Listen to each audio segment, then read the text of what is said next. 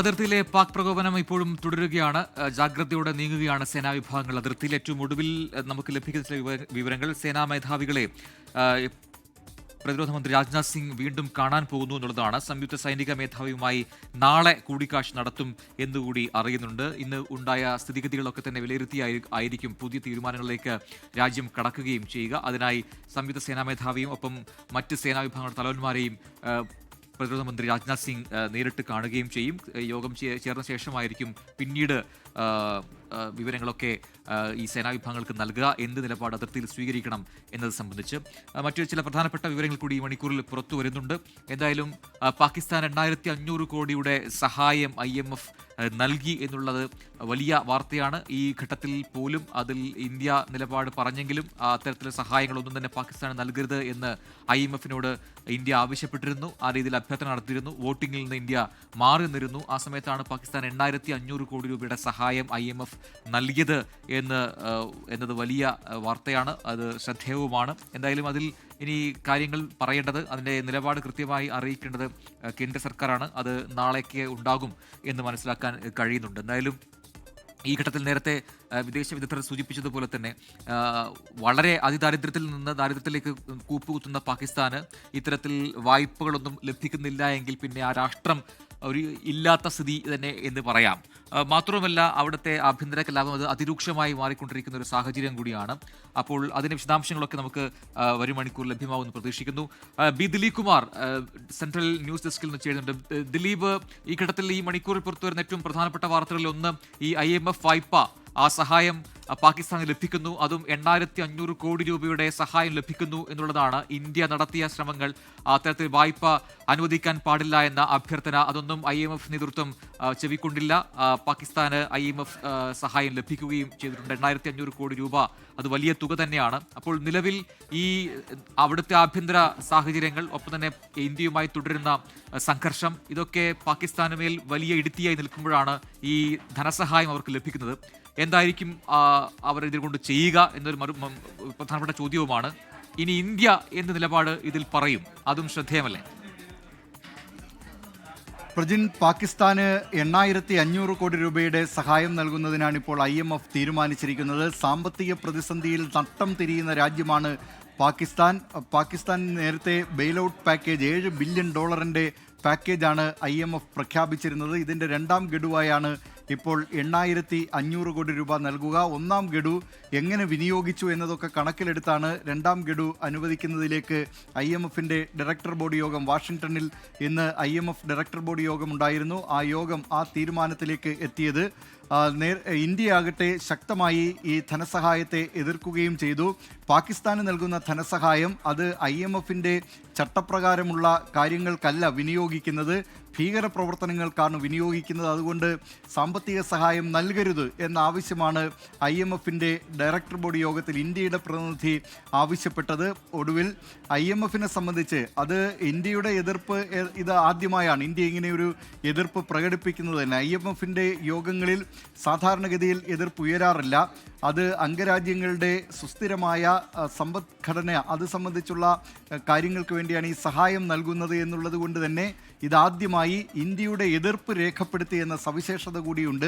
ഇന്ത്യയുടെ എതിർപ്പ് രേഖപ്പെടുത്തി, വോട്ടെടുപ്പിൽ നിന്ന് ഇന്ത്യ വിട്ടുനിൽക്കുന്ന കാര്യം രേഖപ്പെടുത്തി. അങ്ങനെ ഇന്ത്യയുടെ എതിർപ്പ് രേഖപ്പെടുത്തിക്കൊണ്ടാണ് IMF പാകിസ്ഥാന് 8500 കോടി രൂപയുടെ നേരത്തെ പ്രഖ്യാപിച്ചിട്ടുള്ള സഹായത്തിൻ്റെ രണ്ടാം ഗഡു അനുവദിക്കുന്നതിനുള്ള തീരുമാനമെടുത്തത്. പ്രജിൻ, അതോടൊപ്പം തന്നെ ദിലീപ്, നമ്മൾ നിലവിലെ സാഹചര്യങ്ങൾ നോക്കുകയാണെങ്കിൽ ഇന്നത്തെ ആക്രമണം ഇതുവരെ എടുത്തു നോക്കിക്കഴിഞ്ഞാൽ കഴിഞ്ഞ രാത്രിയിൽ നിന്നും അല്പം കുറവാണ്. പാക് പ്രകോപനം അല്പം കുറവാണ്. അതിൻ്റെ ഇൻറ്റൻസിറ്റി, അതിൻ്റെ തീവ്രത നോക്കുകയാണെങ്കിൽ നമുക്ക് അതൊക്കെ പറയേണ്ടിയിരിക്കുന്നു. കാരണം ഇന്നിപ്പോൾ ഈ ഡ്രോണുകൾ മാത്രമാണ് ഇങ്ങോട്ടേക്ക് പറത്തിവിട്ടത്.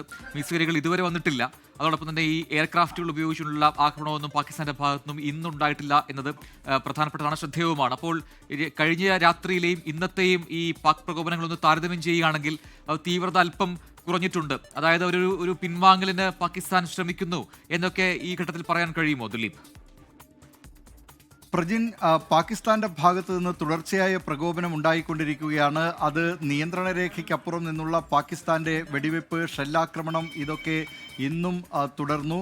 അതോടൊപ്പം തന്നെ ഡ്രോൺ ആക്രമണവും 26 സ്ഥലങ്ങളിലാണ് ഇന്ന് പാകിസ്ഥാൻ ഡ്രോൺ ആക്രമണം നടത്തിയത്. ഇന്ത്യയുടെ സൈനിക താവളങ്ങൾ, അതോടൊപ്പം തന്നെ വിമാനത്താവളങ്ങൾ, ഇതൊക്കെ ലക്ഷ്യമിട്ടാണ് പാകിസ്ഥാൻ ഈ ഡ്രോൺ ആക്രമണം നടത്തിയത്. ജനവാസ മേഖലയിലും ഡ്രോൺ ആക്രമണം നടത്തി എന്നതുകൂടിയുണ്ട്. പഞ്ചാബിലെ ഫിറോസ്പൂരിൽ അവിടെ ഒരു വീട്ടിൽ ഈ ഡ്രോൺ ആക്രമണം, അവിടെ ഡ്രോൺ പതിക്കുകയും വീട്ടിലുള്ളവർക്ക് പരിക്കേൽക്കുകയും ചെയ്തു. 3 പേർക്ക് പരിക്കേറ്റിട്ടുണ്ട്. ഇതിൽ ഒരു സ്ത്രീയുടെ നില ഗുരുതരമാണ് എന്നാണ് അറിയാൻ കഴിയുന്നത്. ഏതായാലും മറ്റ് ആക്രമണങ്ങളെയെല്ലാം, വ്യോമാക്രമണങ്ങളെയെല്ലാം ഇന്ത്യ തവിടുപൊടിയാക്കി, അല്ലെങ്കിൽ അത് നിഷ്പ്രഭമാക്കി കളഞ്ഞു ഇന്ത്യയുടെ വ്യോമ പ്രതിരോധ സംവിധാനങ്ങൾ. പാകിസ്ഥാന്റെ ഭാഗത്തു നിന്ന് തുടർച്ചയായി പ്രകോപനം ഉണ്ടാകുന്ന സാഹചര്യത്തിൽ ഇന്ത്യ തുടർന്ന് സ്വീകരിക്കേണ്ട നടപടികളെക്കുറിച്ചൊക്കെ ഉന്നതതല യോഗം ചർച്ച ചെയ്തു. നേരത്തെ സേനാ മേധാവിമാരെയും സംയുക്ത സേനാ മേധാവിയെയും പ്രധാനമന്ത്രി നരേന്ദ്രമോദി കണ്ടിരുന്നു. അതിനുശേഷം കേന്ദ്ര വിദേശകാര്യമന്ത്രി എസ് ജയശങ്കർ, ദേശീയ സുരക്ഷാ ഉപദേഷ്ടാവ് അജിത് ഡോവൽ, വിദേശകാര്യ സെക്രട്ടറി വിക്രം മിശ്രി എന്നിവരുമായും പ്രധാനമന്ത്രി ചർച്ച നടത്തി.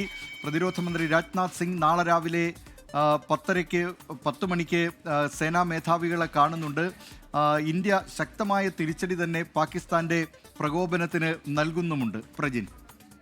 ദിലീപ് കുമാറാണ് വിശദാംശങ്ങൾ നൽകിക്കൊണ്ടിരിക്കുന്നത്. ദിലീപ് കുമാർ, മറ്റൊരു പ്രധാനപ്പെട്ട കാര്യം, അതിപ്പോൾ അമേരിക്ക എന്ന് പറഞ്ഞിരിക്കുന്ന ഈ വിഷയത്തിൽ അമേരിക്ക എടുത്തിരിക്കുന്ന നിലപാടാണ്. കഴിഞ്ഞ ദിവസങ്ങളിലൊക്കെ തന്നെ അത്തരത്തിൽ പാകിസ്ഥാനെയും ഇന്ത്യയും ഒരു വെറുപ്പിക്കാത്ത രീതിയിലുള്ള ഒരു പ്രതികരണമൊക്കെയായി അതിനെ വിലയിരുത്തി എങ്കിലും കൂടുതലായി അമേരിക്ക ഇന്ത്യക്കൊപ്പമാണ് എന്ന ചില സൂചനകളൊക്കെ വരികയും ചെയ്തിരുന്നു. മാർക്കോ റുബിയോ അവരുടെ സ്റ്റേറ്റ് സെക്രട്ടറിയാണ്, US സ്റ്റേറ്റ് സെക്രട്ടറി. ആ രീതിയിൽ നിരന്തരം വിദേശകാര്യമന്ത്രിയുമായി എസ് ജയശങ്കറുമായി തന്നെ കൂടിക്കാഴ്ച ഫോണിലൂടെ സംസാരിക്കുകയും ചെയ്തതാണ്. അങ്ങനെ ഇന്ത്യക്കൊപ്പമാണ് US എന്ന രീതിയിലൊക്കെയുള്ള വിലയിരുത്തലൊക്കെ ഉണ്ടായതാണ്. പക്ഷേ ഇന്നിപ്പോൾ അവിടുത്തെ പ്രസ് സെക്രട്ടറി പറഞ്ഞിരിക്കുന്ന, അവരുടെ വാർത്താ സമ്മേളനത്തിൽ പറഞ്ഞിരിക്കുന്ന കാര്യം, ഈ വിഷയത്തിൽ ട്രംപ് വളരെ ആശങ്കപ്പെട്ടിരിക്കുകയാണ്. എത്രയും പെട്ടെന്ന് ഈ സംഘർഷം ഒഴിവാക്കണമെന്ന അഭിപ്രായമാണ് ട്രംപിനുള്ളത്.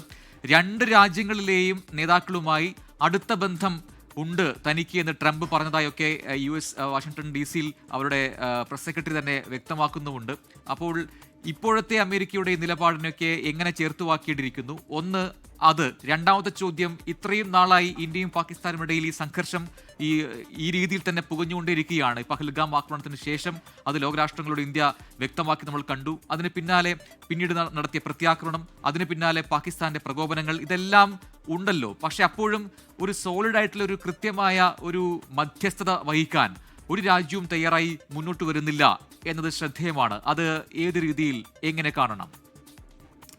പ്രജിൻ, അമേരിക്കയുടെ നിലപാടിൽ അത്ഭുതമില്ല. കാരണം നേരത്തെ മുതൽ തന്നെ അമേരിക്കൻ പ്രസിഡന്റ് ഡൊണാൾഡ് ട്രംപ് പറഞ്ഞുകൊണ്ടിരിക്കുന്ന കാര്യമാണ് ഇതൊരു വലിയ യുദ്ധത്തിലേക്ക് പോകാതെ നോക്കണം എന്ന കാര്യം. എന്നാൽ ഇന്ത്യയും പാകിസ്ഥാനും തമ്മിലുള്ള പ്രശ്നങ്ങൾ, അത് 2 രാജ്യങ്ങൾക്കും തമ്മിൽ പ്രശ്നങ്ങളുണ്ട്. ദശാബ്ദങ്ങളുടെ പഴക്കമുള്ള തർക്കമാണ് ആ വിഷയം.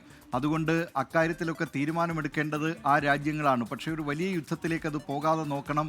ഇന്ത്യയും പാകിസ്ഥാനും ആണവ ശക്തികളാണെന്ന കാര്യം മറക്കരുത്. ഇതാണ് നേരത്തെ അമേരിക്കൻ പ്രസിഡന്റ് ഡൊണാൾഡ് ട്രംപ് പറഞ്ഞിരുന്നത്. ഇന്നിപ്പോൾ US വക്താവിൻ്റെ അഭിപ്രായത്തിലും ഏതാണ്ട് സമാനമായ അഭിപ്രായം തന്നെയാണ്. ഒരു ചോദ്യം ഉയർന്നപ്പോഴാണ് ഇക്കാര്യത്തിൽ അമേരിക്കൻ പ്രസ് സെക്രട്ടറി ഈ അഭിപ്രായ പ്രകടനം നടത്തിയത്. അതായത് അമേരിക്കൻ പ്രസിഡന്റ് ഡൊണാൾഡ് ട്രംപിനെ സംബന്ധിച്ച് പ്രശ്നങ്ങൾ ഒഴിവാക്കണം, സംഘർഷം ഒഴിവാക്കണം എന്ന അഭിപ്രായമാണുള്ളത്. ഇരു രാജ്യങ്ങളും ചർച്ചയിലൂടെ പ്രശ്നപരിഹാരം നടത്തണം എന്ന നിർദ്ദേശമാണ് അമേരിക്കൻ പ്രസിഡന്റ് മുന്നോട്ട് വയ്ക്കുന്നത്. ഇക്കാര്യത്തിൽ US സ്റ്റേറ്റ് സെക്രട്ടറിയും ദേശീയ സുരക്ഷാ ഉപദേഷ്ടാവുമായ മാർക്കോ റൂബിയോ നിരന്തരം 2 രാജ്യങ്ങളുമായും ബന്ധപ്പെടുന്നുണ്ട്. മാർക്കോ റൂബിയോ തന്നെയാണ് പ്രസിഡന്റ് ഡൊണാൾഡ് ട്രംപിനെ സ്ഥിതിഗതികൾ ധരിപ്പിക്കുന്നതും. മാത്രമല്ല, ഡൊണാൾഡ് ട്രംപ് പറഞ്ഞത് തൻ്റെ അടുത്ത സുഹൃത്തുക്കളാണ് ഇന്ത്യയും പാകിസ്ഥാനും എന്ന കാര്യം കൂടി ഡൊണാൾഡ് ട്രംപ് പറഞ്ഞിട്ടുണ്ട്. അത് അമേരിക്ക പിന്തുടർന്നു വരുന്ന ഒരു നിലപാടിൻ്റെ തുടർച്ച തന്നെയാണ്. അതിൽ പ്രത്യേകിച്ച് അത്ഭുതമില്ല. പക്ഷേ American vice president JD Vance കഴിഞ്ഞ ദിവസം ഫോക്സ് ന്യൂസിന് കൊടുത്ത അഭിമുഖത്തിൽ പറഞ്ഞിരുന്നു, ഇത് അമേരിക്കയെ സംബന്ധിച്ച് അമേരിക്കയുടെ ഒരു വിഷയമല്ല, 2 രാജ്യങ്ങൾ തമ്മിലുള്ള വിഷയമാണ് എന്ന കാര്യമാണ് JD വാൻസ് പറഞ്ഞത്. അതുകൊണ്ട് അമേരിക്കൻ നിലപാടിൽ പ്രത്യേകിച്ച് ഒരു മാറ്റമോ എന്തെങ്കിലും അത്ഭുതമോ ഉണ്ടായിട്ടില്ല. ഇന്ത്യയെ സംബന്ധിച്ച് ഈ കശ്മീർ വിഷയത്തിൽ ഒഴികെ മറ്റു വിഷയങ്ങളിലൊക്കെ ഏതു തരത്തിലുള്ള ചർച്ചയും ലോകത്താർക്കും ഇന്ത്യയുമായി നടത്താം എന്ന നിലപാട് തന്നെയാണ്. പക്ഷേ കശ്മീർ വിഷയത്തിൽ ഒരു മൂന്നാം ശക്തിയുടെ, പുറത്തുനിന്നുള്ള ഒരു ശക്തിയുടെ ഇടപെടൽ ആവശ്യമില്ല. അത് ഇന്ത്യയും പാകിസ്ഥാനും തമ്മിലുള്ള തർക്ക വിഷയം മാത്രമാണ്. പ്രത്യേകിച്ച് കശ്മീർ ഇന്ത്യയുടെ അവിഭാജ്യ ഘടകമാണ്. ആ നിലപാടാണ് ഇന്ത്യ നിരന്തരമായി ആവർത്തിക്കുന്നത്. പ്രജിൻ.